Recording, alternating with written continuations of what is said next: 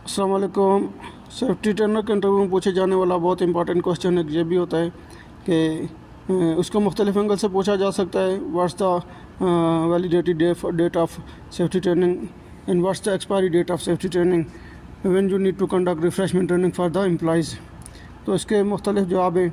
सबसे पहले the expiry date for safety training is usually for 1 year और we need to revalidate the safety training reconduct the safety training after 1 year. और इसके अलावा after an accident और incident occurs at the site we need to conduct refreshment training for our employees. अगर site पे कोई incident हो जाता है तो उसके बाद में भी हम लोगों को एम्प्लॉइज़ की रिफ्रेशमेंट ट्रेनिंग कंडक्ट करनी पड़ती है।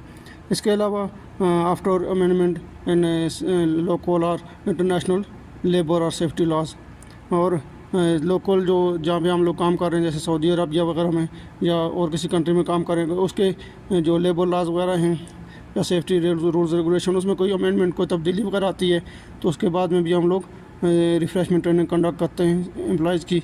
और इसके अलावा अगर कोई इंटरनेशनल जो ऑर्गेनाइजेशन हैं लेबर्स की लेबर और या फिर सेफ्टी की जैसे ओशा वगैरह हो गया, ओशा ने बोशा ओश वगैरह, ISO WHO ILO इस तरह की HSE UK की, तो इनकी अगर जनरल लॉज वगैरह में कोई चेंजिंग आती है तो अमेंडमेंट वगैरह होती है तो उसके बाद में भी हम लोग एम्प्लॉइज़ की रिफ्रेशमेंट ट्रेनिंग कंडक्ट करते हैं।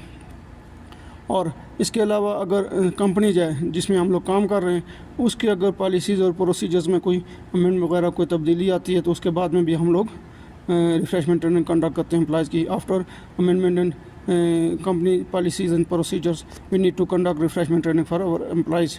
और इसके अलावा जो लास्ट में है कि after changing in the site conditions, अगर साइट पे कंडीशन वगैरह कुछ चेंज हो जाती हैं, चाहे साइट का लेआउट चेंज हो जाता है, उसकी एक्टिविटीज़ तब्दील हो जाती हैं या हैज़ार्ड की नौयत में तब्दीली आ जाती है तो उसके बाद में भी हम लोग एम्प्लॉइज़ की रिफ्रेशमेंट ट्रेनिंग कंडक्ट करते हैं।